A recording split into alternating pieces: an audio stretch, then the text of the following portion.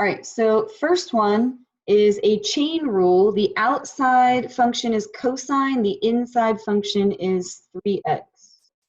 So derivative of cosine is negative sine. And then we're going to chain on the derivative of 3x, which would be 3. And then they asked us to plug in pi over 9. So if we plug in pi over 9, we're multiplying that by 3.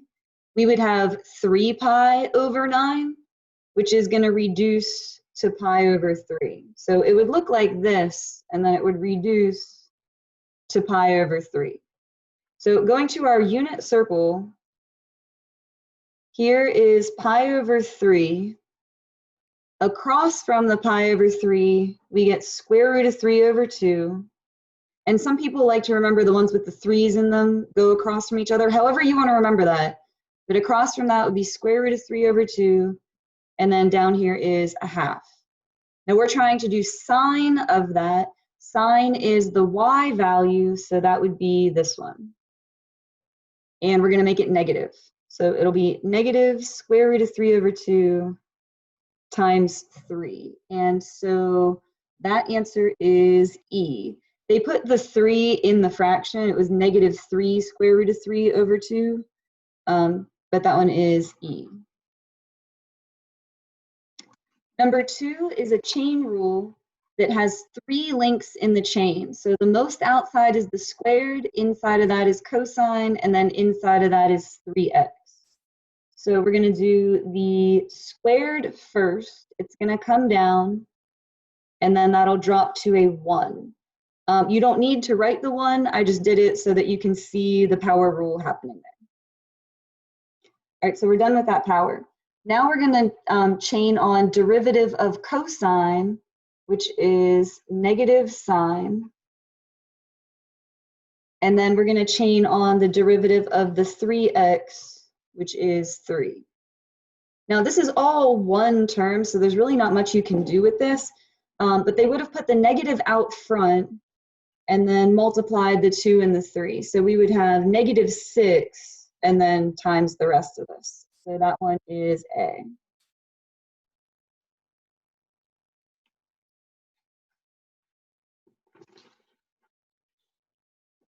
All right, 3 is a chain rule. We're going to bring the 5 down. It'll drop to a 4.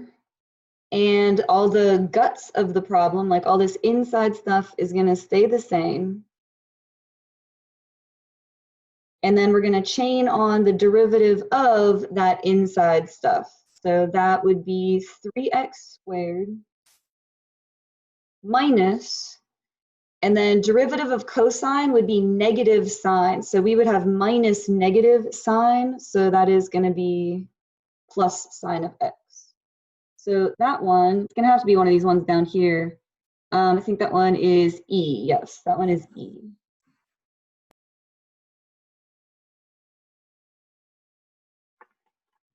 All right, 4 uses this chart. We're asked for h prime of 1. So we're going to find h prime, and then we're going to plug in 1. Now this is, again, going to be a chain rule. They like that rule a lot. We're going to do derivative of the outside, leave the inside alone, and then chain on the derivative of the inside. And then we're going to evaluate this at 1. So we will start right here and find g of 1, and whatever we get, we're going to do f prime of that. All right, so g of 1 is negative 1. So I know this part is negative 1. And then I want to do f prime of negative 1. So f prime of negative 1 is 5. And then this second part, we're doing g prime of 1. So g prime of 1 is 2. So that gives me 5 times 2, 10. So that one is D.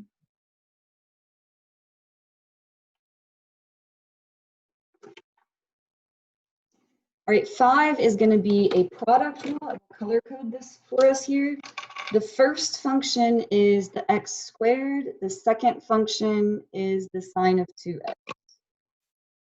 So product rule says we're going to do the first function times derivative of the second. Now this is a chain rule.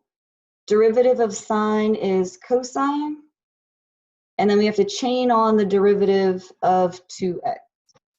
So this is first times derivative of the second plus the second function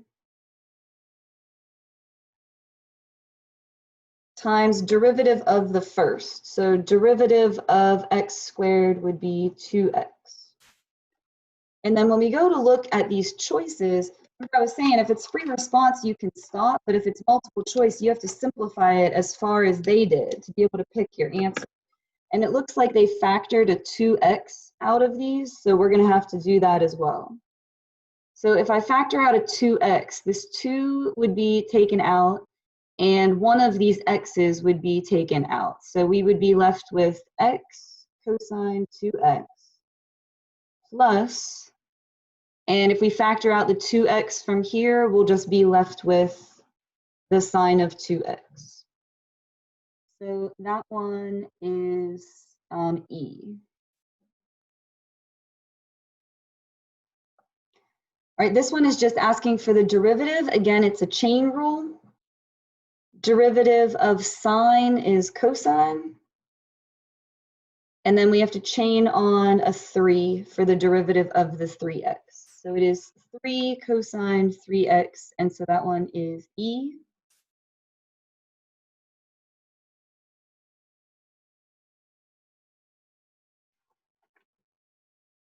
Seven, we're finding f prime of pi over 3. All right, so we're going to find f prime, and then we're going to plug in pi over 3.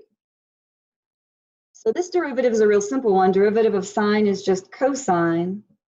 And we're going to draw our unit circle triangle for pi over 3. This is the same one I drew on the other page. I'm just going to draw it again so we can see it. Across from pi over 3, the square root of 3 over 2. And that means down here is 1/2. Cosine is the x value of that, which would be the 1/2. And so that one is B.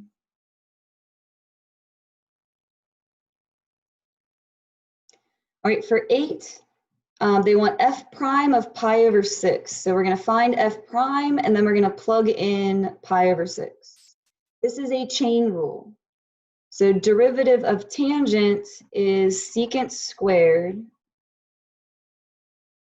So derivative of the outside, derivative of tangent is secant squared, and then times derivative of 2x is 2. And so now we're going to plug in pi over 6. If I plug in pi over 6 here, I'm going to have 2 pi over 6, which is going to reduce to pi over 3, which is cool because I already drew that triangle, and so I won't have to draw it again. I already have it here. Now we want to do secant of pi over 3, and whatever we get, we want to square it. So we're going to do secant, and then whatever we get, we're going to square it. So secant means that you flip or reciprocate the x value. Secant is the reciprocal of cosine, so I'm going to flip the x value. If we flip 1/2, we are going to get 2. And then I just have this times 2 for that chain rule at the end there. So 2 squared is 4, times 2 is 8, and so that one is E.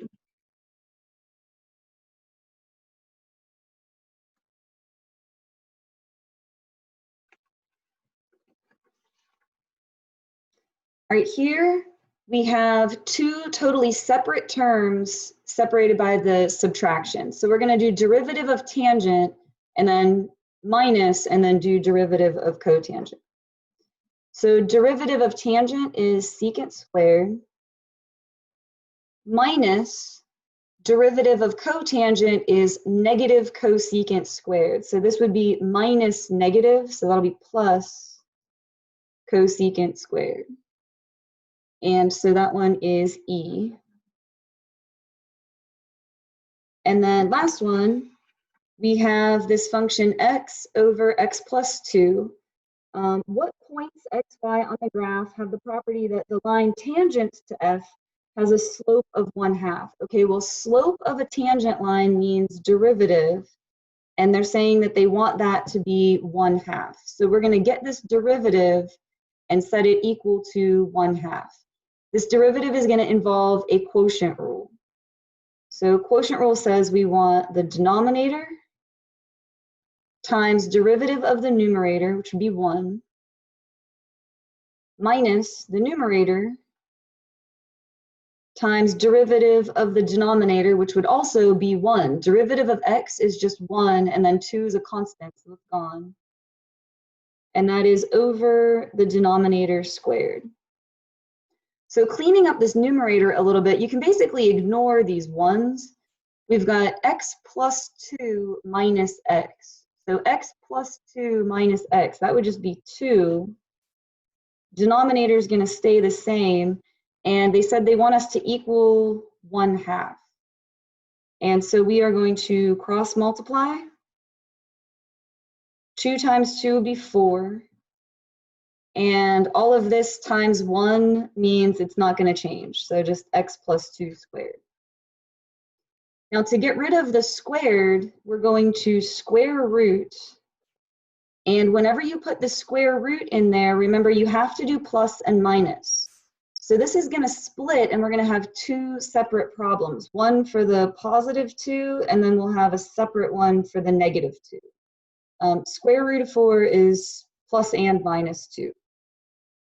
And the squared and the square root cancel, so the other side is just x plus 2.